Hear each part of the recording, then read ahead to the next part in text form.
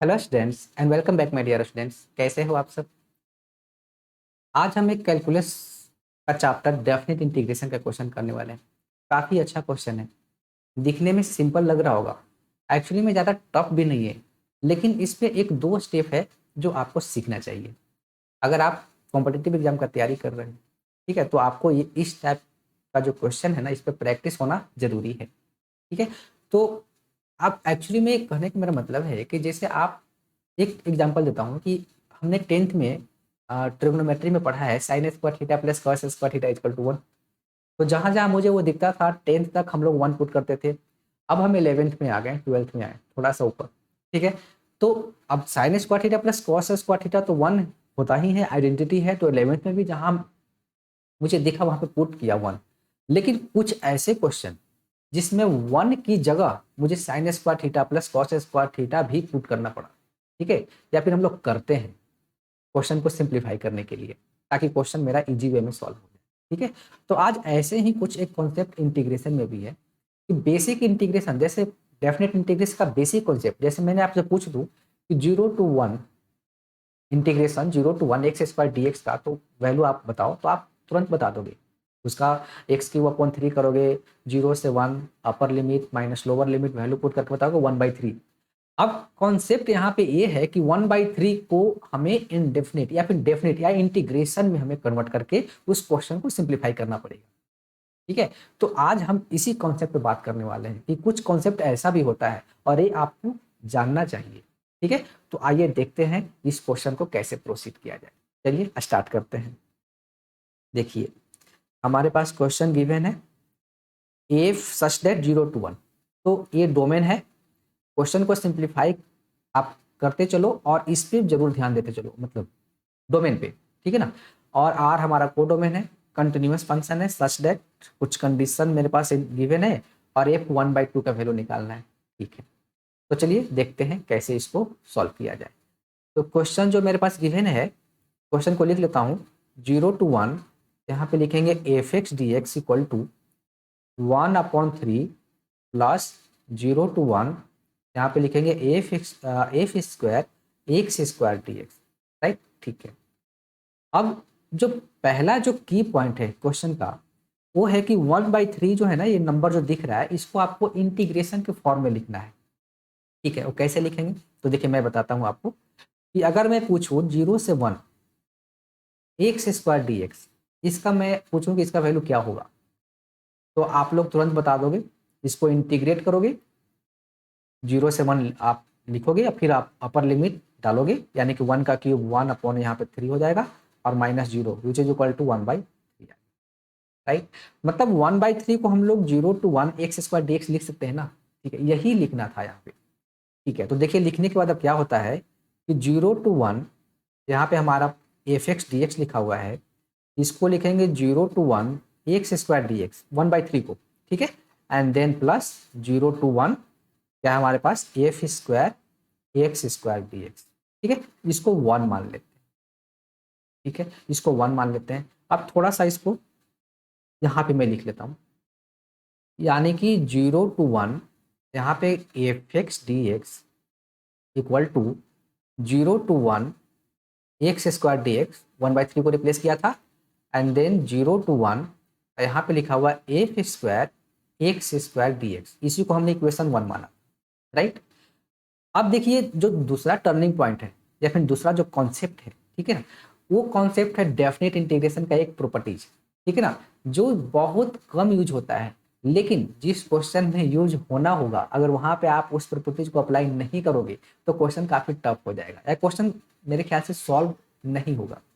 ठीक है, या फिर होगा, ऐसा नहीं कि कोई क्वेश्चन दूसरा मेथड से या फिर सॉल्व नहीं आता, लेकिन थोड़ा सा लॉन्ग जाएगा, थोड़ा सा लेंदी हो जाएगा, थोड़ा सा आपको टाइम ज़्यादा लेगा सॉल्व करने में। ठीक है, तो प्रॉपर्टीज कौन सा है मैं अभी आपको बताने वाला हूँ। उससे पहले एक बेसिक और कॉन्सेप्ट आपको सीखना है। यहाँ पे देखिए, यहाँ पे भी एक्स स्क्वायर दिख रहा है, यहाँ पे भी आपका एफ स्क्वायर एक्स स्क्वायर ये दिख रहा है, बट यहाँ पे आपको एक्स दिख रहा है। अब किसी तरह इस फंक्शन को भी ना, एक्स को आप चेंज करो, मतलब स्क्वायर के टर्म्स में लाओ।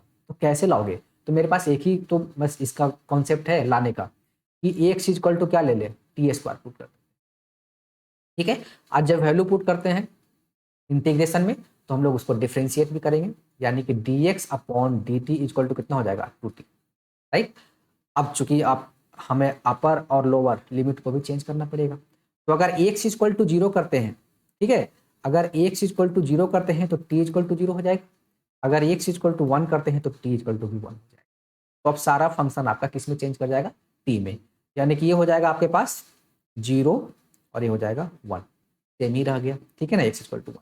और एफ एक्स यानी कि अब यहाँ पे लिखेंगे x की जगह क्या लिखेंगे T square, right. And D X equal to कितना हो जाएगा, यहाँ से अगर डी एक्स में निकालना चाहूँ तो डी एक्स इक्वल टू होगा 2t dt, ये हो जाएगा आपके पास 2t, और यहाँ पे क्या लिखेंगे, पूरा फंक्शन चेंज कर गया t में। अब देखिए जो डेफिनेट इंटीग्रेशन का प्रॉपर्टीज है वो यहाँ पे अप्लाई होगा, कैसे देखिए, तो मैं अब इसको लिख सकता हूँ, इस पूरे पार्ट को देखिएगा ध्यान से, 2 बाहर कर देता हूँ, ठीक है, इंटीग्रेशन कांस्टेंट बाहर करने में कोई फर्क नहीं पड़ता। तो अब 0 से 1 हमारा लिमिट है, ठीक है, ये t है, इसको मैं लिखूंगा x, ध्यान से देखिएगा, इसको मैं लिखूंगा एफ एक्स स्क्वायर और यहाँ पे dx। देखिए ये जो है ना ये इंपॉर्टेंट है। अब इसका कॉन्सेप्ट क्या है कि आपने डेफिनेट में एक प्रॉपर्टी पढ़ा होगा कि A to B F X D X equal to A to B F T D T, या फिर आप F Z D Z F P D P कुछ भी ले सकते हो।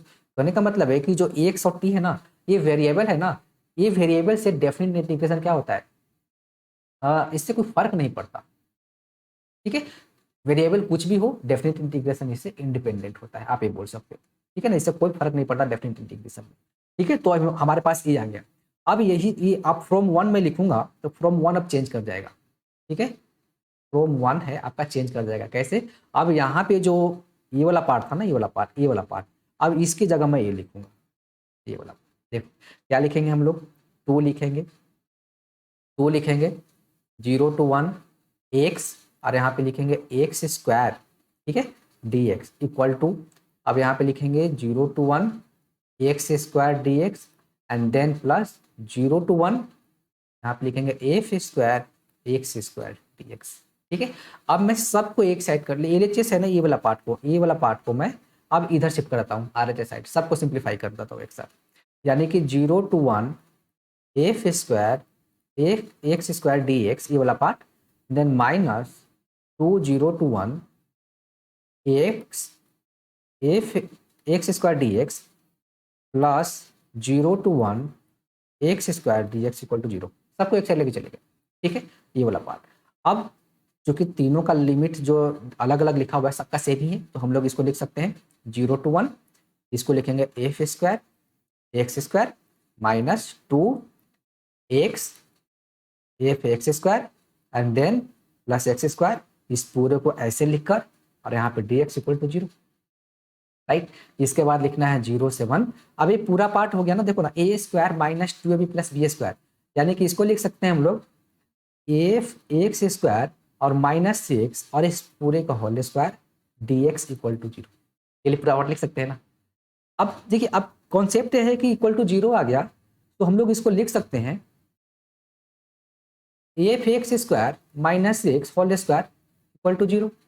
आप डेफिनेट आप इंटीग्रेशन वाला साइन हटा दो, कोई फर्क नहीं पड़ेगा, ठीक, क्योंकि इक्वल टू 0 ही तो है, दिस इक्वल टू दिस, यानी कि अब हम लोग लिख सकते हैं F X square minus X equal to 0, ये एफ, ठीक है, यानी कि अब लिख सकते हैं हम लोग F X square equal to X, right, ये वाला पार्ट हमारे पास है।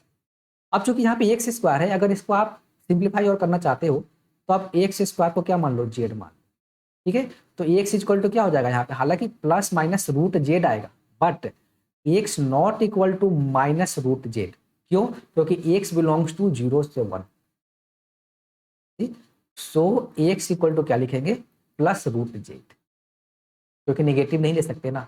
तो अब हमारे पास अगर एक्स स्क्वायर को जेड ले लिया तो एफ जेड इक्वल टू कितना हो जाएगा, एक्स कितना आ गया, रूट जेड, फंक्शन जेड में आ गया, कोई प्रॉब्लम नहीं है, क्योंकि अब जेड में हो एक्स में हो क्या क्या फर्क पड़ता है, तो हमें वैल्यू तो निकालना एफ 1/2, ठीक है, तो एफ 1/2 यानी कि एफ 1/2 इक्वल टू कितना हो जाएगा 1/2 दिस, यानी कि 1/√2, ये हमारे पास आंसर आ गया, ठीक है, एफ 1/2 का वैल्यू मेरे पास कितना आ गया 1/√2, ये हमारा आंसर आ गया। तो बेसिक 2 कॉन्सेप्ट था, पहला था कि हमें थोड़ा सा रिवर्स में भी जाना पड़ा, क्योंकि जो बेसिक चीज़ें सीखे हमने, अब उसकी जगह 1/3 की जगह इंटीग्रेशन वाला फॉर्म लिखना पड़ गया, ठीक है। एक डेफिनेट इंटीग्रेशन का प्रॉपर्टीज जो कम यूज होता है, लेकिन जहाँ पे यूज होना होगा अगर नहीं करोगे तो क्वेश्चन टफ हो जाता है, तो वो हमने अप्लाई किया, ठीक है। ऐसे ऐसे बेसिक कॉन्सेप्ट आप क्लियर करते चलिए। देखिए मैथ आपको आसान लगने लगेगा और कॉम्पिटिटिव एग्जाम भी क्रैक करना ज़्यादा टफ नहीं रहेगा, लेकिन हमें बेसिक स्ट्रॉन्ग करना जरूरी है। पहले बेसिक देन शॉर्टकट, जहाँ पे शॉर्टकट लगेगा शॉर्टकट अप्लाई करेंगे, लेकिन बेसिक क्लियर करने के बाद, ठीक है ना, पूरा कॉन्सेप्ट को हम लोग निचोड़ लेंगे पहले, ये जितना भी है, ठीक है ना, और उसके बाद हम लोग शॉर्टकट पे चलेंगे, ठीक है। तो कैसा लगा आपको कॉन्सेप्ट, कैसा लगा वीडियो? अगर वीडियो अच्छा लगा, कॉन्सेप्ट अगर अच्छा लगा तो वीडियो को लाइक कीजिए, चैनल को सब्सक्राइब कीजिए, ठीक है, ताकि मैं ऐसे कुछ भी कॉन्सेप्ट आपके लिए अगर बनाऊं या फिर मैं अपलोड करूं तो आप तक पहुंचे। मेरा मोटिव यही है कि जितने भी थोड़ा सा डिफरेंट डिफरेंट टाइप से क्वेश्चन है ना, वो आप तक पहुंचाया जाए। मैं एक क्वेश्चन दे दिया, अब आपके माइंड में क्वेश्चन सेट किया, अब इस टाइप का क्वेश्चन आप ढूंढोगे, या फिर अगर मिलेगा तो सोचोगे कहीं इसमें वो कॉन्सेप्ट तो अप्लाई नहीं हो रहा है, ठीक है। और जेई एडवांस मेंस या फिर और भी कॉम्पिटेटिव के लिए बहुत ही यूजफुल कॉन्सेप्ट है, ठीक है। तो चैनल को सब्सक्राइब जरूर कीजिए। Thank you, all the best, good luck.